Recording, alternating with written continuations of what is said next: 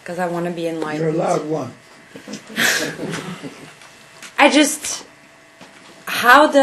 Sometimes I do research and I want to bring it back to basics. It doesn't matter what you do, but how is nationalization going to help the poor people in the U.S.? How is it going to help the middle class? Rich people always get away anyways. We're okay.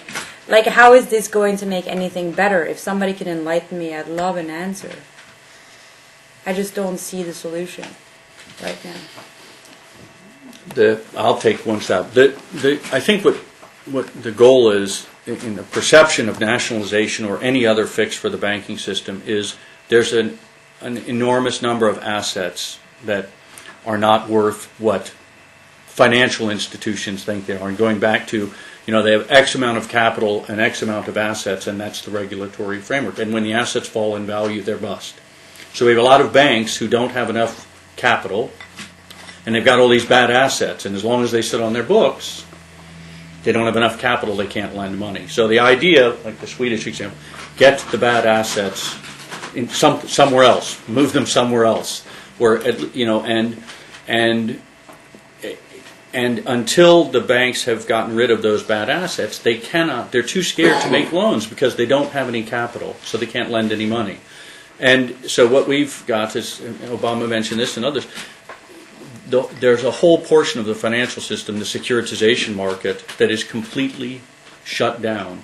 There is no mechanism for making a car loan, because the natural way we did it was you made a car loan and then you sold it into a market that packaged up a bunch of car loans and sold them to investors. There are no investors who will buy them now. So there's no way to package a car loan. So there's nobody who can make a car loan. So there's nobody who can buy a car. And so the chain of events is down to everybody. And nationalization is one effort, maybe to try to get the bad assets moved somewhere else, so banks will be less fearful about. And the banking system is, complicated now because what was a credit crunch, a credit crisis, is now onto what we call Main Street. So it's affecting small businesses that are trying to finance their operating capital, etc. And as a result of that, the banks now know that because you're in a deep recession, they're going to have loan defaults on just loans they've made to individuals, businesses, nothing to do with the banking system, but their loan portfolio is likely to deteriorate very sharply, I expect, in the second half of this year and into 2010. And they're going to have to write that off. That means they have to raise more capital. The shareholders don't want to give it to them.